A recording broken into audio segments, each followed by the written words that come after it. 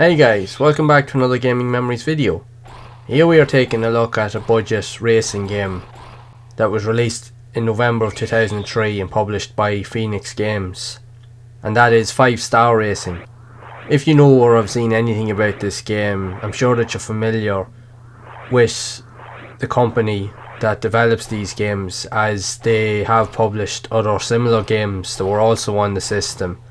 Ideally, the game itself is just a rebrand or a rehash of other games that were also released under similar names. I have done previous videos on the other games in this series. I'll make sure to drop links down in the description so that you can go and also check them out. And for the most part, you'll be able to see the similarities between each of the games, as each of them in turn are just pretty much the same game, just added in a few different elements. You might have a few additional cars or maybe a few additional tracks, but essentially they're technically all the same game. But what they done was they took certain segments and just rebranded it as a different game, because each of the games in the series all use the same graphics. They use a lot of the similar car models and even tracks, with the same graphics engine being used. The game itself now got average to mixed reviews after launch, and overall the difficulty level of the game, it's not an overly difficult game to pick up and play, although you won't find yourself playing it for too long, as it is very short, as there are 5 game modes that are available in the game, from supercar chase to speed duel to custom car derby, muscle machines and rally rider. And each of them use different types of car models based on each tier, like from rally cars to fast or sports cars and the like.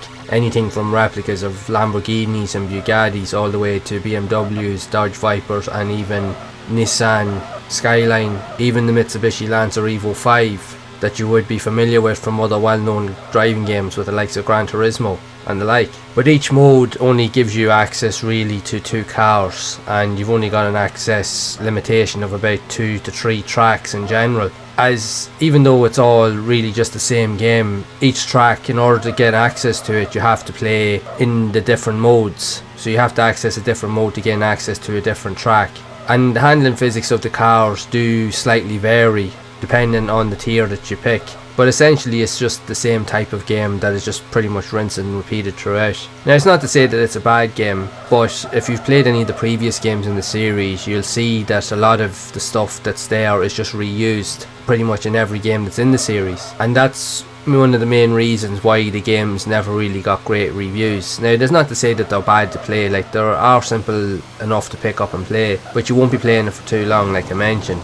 Now, if this game or these series of games had been released way back in the early days of the PlayStation 1, back when PlayStation was first released in 1995 or early 1996, these games would have done quite well, as even though they're fairly limited in what they offer, they would have sold quite a bit, because again, for the time, graphically they would have looked a lot better back in 1995. But as games got better, as the PlayStation went on, you had the likes of Gran Turismo, you had the Colin McRae series, even Ridge Racer was a cut above the rest, especially with Ridge Racer 4. So to come back to these budget type games, when you've seen the graphics on them, even though they're not terrible, they're fairly decent for what they have to offer.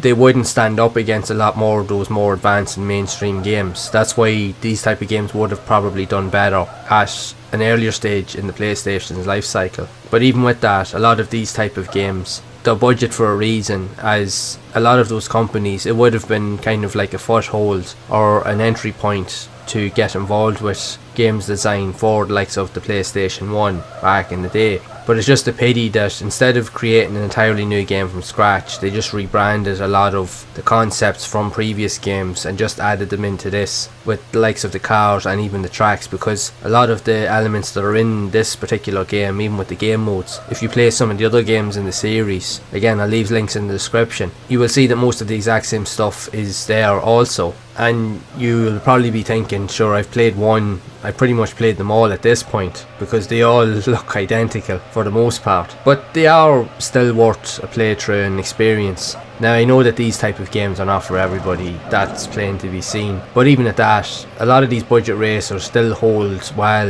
in terms of gamers who would have grown up playing these type of games. A lot of people starting out, especially when they were young kids, this may have been the game that might have introduced them to racing games. So for people out there probably is a good fan base for it. Not as much compared to the mainstream games, mind you, but there will be people that have played this game and probably enjoyed it for the most part. Even for myself, even going back and playing these games, and I did play a few of them over the years, they're not terrible by any means. The graphics are definitely not up to scratch compared to more advanced games, but they're not too bad in general, and it plays decent. It's just, for me personally, in my own experience, once you've played one and haven't played other games in the series, you're just playing the same game pretty much over again. There's just a few different tweaks and elements that are slightly different, but ideally it's just the same thing over and over again. If you played the likes of Stock Car Race or All-Star Racing 1 and 2, even All-Star Action, you'll pretty much see everything that you need to see in this game as well, because everything is pretty much there in those games. So if you were to buy one at the time, that's all you would need to buy, because there's no point in buying all the other games, because you're pretty much playing the same thing over and over again. Now I know there's a lot of people out there that more than likely don't like these type of games, and they probably do hate on them, but it is what it is. Like, it is a budget title for a reason, and I'm sure there's people out there that have gotten some enjoyment out of it, and generally they aren't bad games for what they offer. Like, the handling is pretty decent on them. They do take a bit of getting used to, but it's like everything else, you will get the hang of it fairly quickly. It's just there's no longevity with these type of games. Like, even with the modes that are on offer, they could have done so much more. They could have had, like, even with the rally mode, they could have had genuine rally tracks where you go off-road, where you can go over jumps through water and different elements. Instead, you're just confined to just standard race tracks the whole time with each of the tiers in question. You could have had even championship modes, which are not in it at all. It's pretty much just single race events throughout the entire game, so it doesn't really leave you with much of an element of want to keep playing for long periods. It's grand for a quick playthrough, but that's about all you'll get out of it for the most part. But it's totally up to yourself if you are into these type of games, if it is something that you would like to play, or if you're into quick and casual style games. There's no harm in having a look at these if you think it is something you want to play, and if you are looking for something a wee bit different, and even just to experience these games, even just for a quick run through, just to see what they're like for yourself. I do believe that every game is worth trying out just to experience it alone, because everybody's opinions and views will be different. Some people will like it, some won't. That's the thing, but you won't really know until you try it. And I'd love to hear your thoughts on this, if you have played it yourself, or did you even own it back in the day, and if so, what did you think of it overall? Did you enjoy it, or maybe not so much? Be sure to share it down in the comments below.